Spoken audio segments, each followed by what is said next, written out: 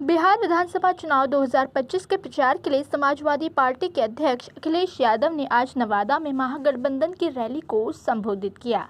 Rally में उन्होंने कहा, बिहार की जनता ने अपनी राय स्पष्ट कर दी है और जनता के बीच तेजस्वी यादव के प्रति खास उत्साह और समर्थन देखा जा रहा है। उन्होंने जोर देते हुए कहा, इस बार बिहार में बदलाव निश्चित है और सरकार बदलने वाली है। अखिलेश यादव ने कहा, बिहार के युवा नया मुख्यमंत्री तेजस्वी यादव को बनाने में महत्वपूर्ण भूमिका निभाएंगे। उन्होंने एनडीए और बीजेपी पर निशाना साधते हुए कहा, बीजेपी हमेशा नौकरियों के मामले में पीछे रह रही है।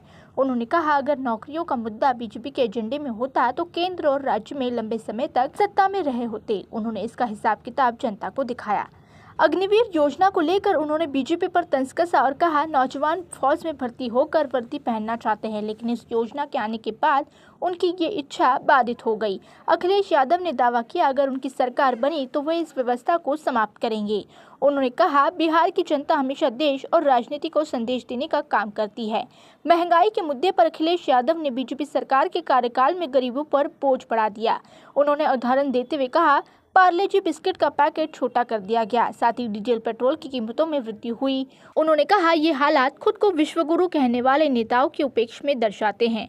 बिहार में पहले चरण की वोटिंग 6 नवंबर को होनी है और जबकि दूसरे चरण के लिए प्रचार जारी है। दूसरे चरण के लिए मतदान 11 नवंबर को होगा और चुनाव के नतीजे 14 नवंबर को घोषित किए जाएंगे। चुनावी माहौल में कई बड़े नेता मैदान में सक्रिय होकर प्रचार कर रहे हैं। अभी देखना होगा बिहार चुनाव आखिर किसके लिए अच्छा साबित होता है। Bureau report, DC news India, Bihar.